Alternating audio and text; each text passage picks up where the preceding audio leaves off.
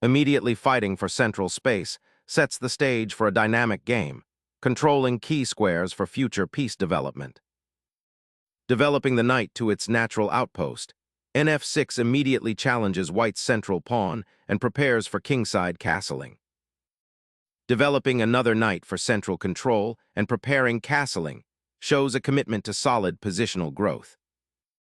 Embracing fianchetto strategy, black signals an immediate intention to pressure the long diagonal. Expanding influence across the queenside, white immediately challenges black's kingside fianchetto structure. Solidifying the pawn chain, black prepares to fianchetto the bishop, aiming for a robust defensive structure. Solidifying central influence while developing a piece, white prepares to contest the crucial light squares and potential central pawn breaks. Nurturing development, the bishop finds an active diagonal, reinforcing the central pawn structure's defensive capabilities. Establishing central control with pawn and knight, white prepares to dominate the board's core. Instantly challenging white's central control, this pawn thrust unleashes dynamic counterplay, aiming to destabilize the pawn structure. Developing the bishop further prepares kingside castling and enhances control over the d4-g7 diagonal, reinforcing the central pawn structure. Securing the monarch is paramount. This maneuver safely shelters the king and prepares for central engagement. Castling solidifies the king's safety, a crucial preparatory step before launching a central pawn storm. Developing the knight to c6 reinforces the pawn chain and prepares for potential queenside counterplay. Pushing the pawn forward seizes central space and limits black's knight, initiating a positional squeeze. Unleashing the knight to the edge aims to pressure white's queenside pawns and potentially establish a foothold on the file. Asserting central control further, this bishop eye-rolls the knight's awkward outpost. Challenging the bishop's forward placement, this pawn advance creates immediate central tension and potentially forces the bishop to retreat. Safeguarding the bishop's outpost bolsters the central pawn chain and prepares for potential pawn pushes on the kingside.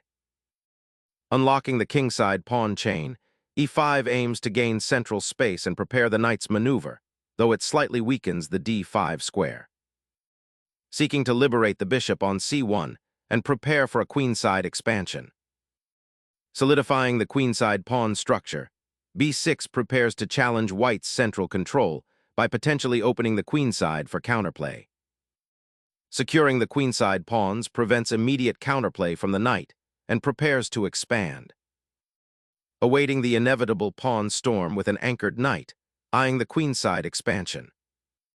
Unlocking queenside expansion, this pawn thrust immediately challenges black's central grip and seeks to create a passed pawn.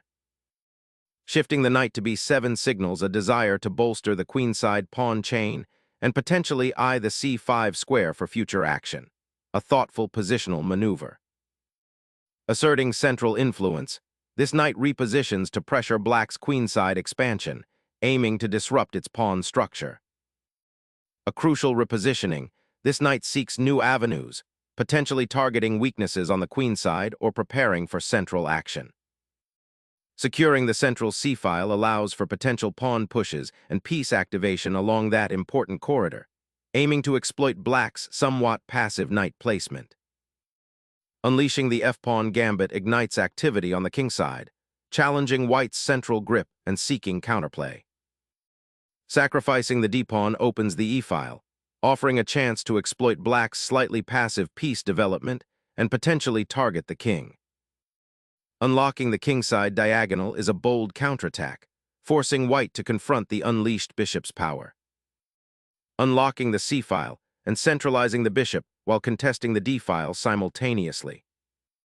Focusing the queen on the f-file opens lines for potential piece sacrifices or harassment against white's king. Centralizing the queen unlocks potential diagonal pressure and prepares for maneuvers on the kingside, all while keeping an eye on black's developing pieces. Abandoning the queenside, this aggressive pawn push aims to dislodge the kingside defenders, but creates immediate weaknesses. Unleashing the bishop from its pawn shield, White aims to activate a dormant piece and challenge black's central control. Trading bishops simplifies the position and aims to undermine white's central pawn structure. Unlocking the center's potential, this recapture seizes the d-file and prepares for a swift queenside pawn push. Reorganizing the knight to a more active square, preparing potential pressure on the kingside. Opening the b-file forces black's pieces into a more passive configuration, potentially liberating white's rooks. Sharpening the center with pawn captures opens the b-file, offering active piece play and potential for kingside pressure. Reuniting the knights for centralizing influence, aiming to solidify white's pawn structure against black's queenside expansion. Seeking to exploit the open files and challenge white's central structure, this knight embarks on an ambitious excursion. Securing the b-file offers potential pressure and a sanctuary for the rook if the queenside becomes chaotic. Unleashing a knight towards white's kingside creates immediate attacking potential and disrupts central control. Centralizing the queen creates a powerful attacking nexus, eyeing the queenside and preparing to exploit the open lines. This repositioning of the queen aims to support the knight's advance and prepare for pawn breaks on the kingside, potentially opening lines for attack. Reactivating the knight to its natural square, this knight aims to control crucial central squares and threaten tactical advances. The knight retreats to a less active square, anticipating a potential skirmish on the queenside that might not materialize. A positional sacrifice looms, opening lines for kingside pressure and disrupting black's central control. Fortifying the queenside, this maneuver aims to connect the rooks and generate counterplay on the open files. A timely repositioning, preparing to contest the vital central files and exert pressure along the second rank. The knight's journey to f7 aims to bolster the kingside defense and potentially support a future e5 push, a subtle shift in the battle's focus. Securing the kingside pawn structure prevents immediate pawn breaks and prepares for potential queen activity. Asserting central influence and preparing to challenge the queenside pawn structure. Unleashing the queen to support an assault on the kingside, hinting at aggressive intentions despite the cramped piece placement.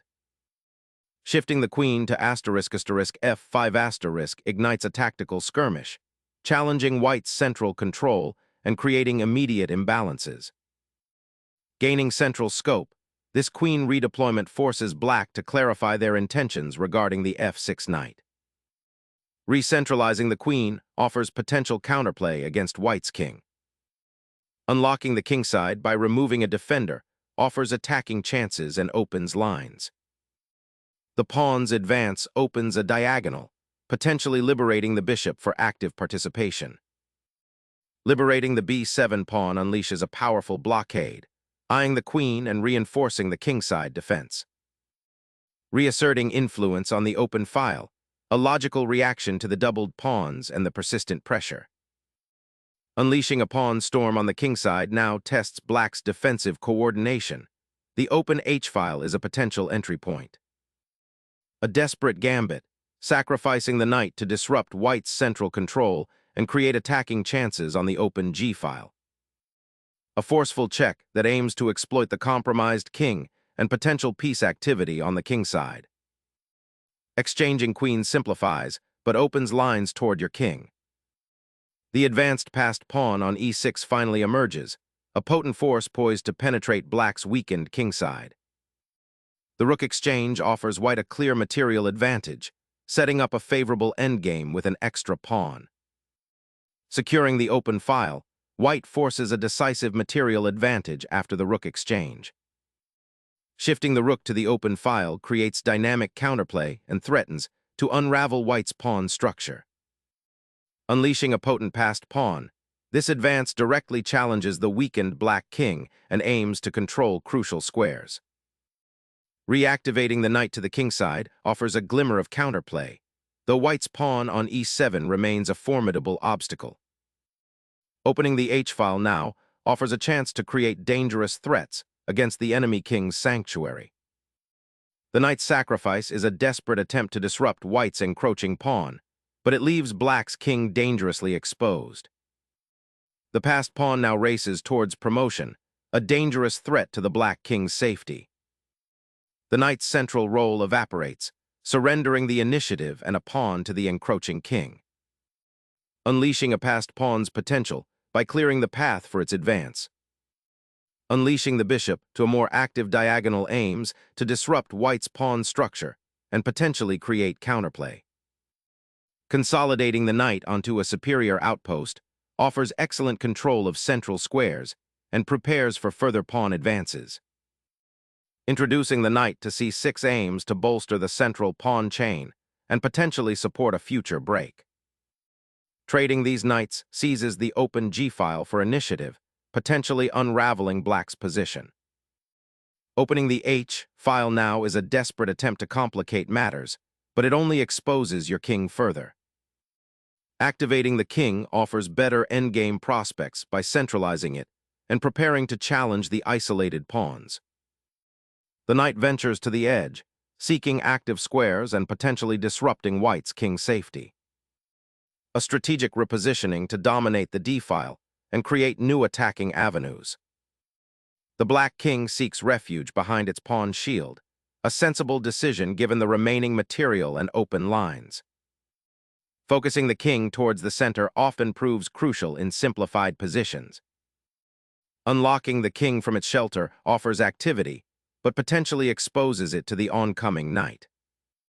The monarch ventures out, seeking activity in this endgame of simplified material. Shifting the king towards the center aims to activate it for the endgame, but the knight still lurks, posing a threat. Shifting the king towards the center is crucial for activating this piece in the simplified endgame.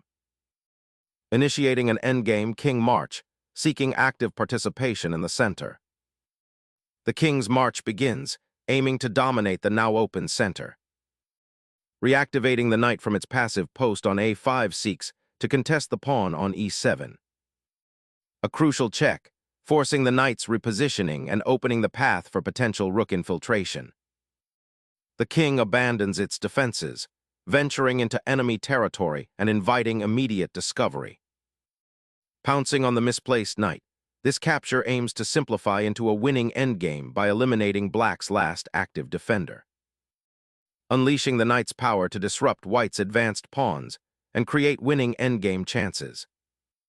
The knight's repositioning aims to disrupt black's knight on d4, potentially opening lines for white's king.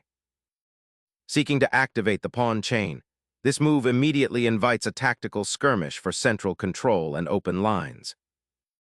Opening the kingside allows the monarch to become a powerful attacking piece. The knight finally seizes the open f-file, a crucial infiltration point in this endgame scenario.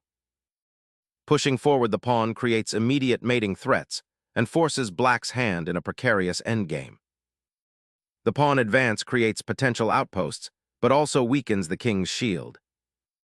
Pushing the passed pawn now creates immediate threats and forces black to defend, opening avenues for further white advancement.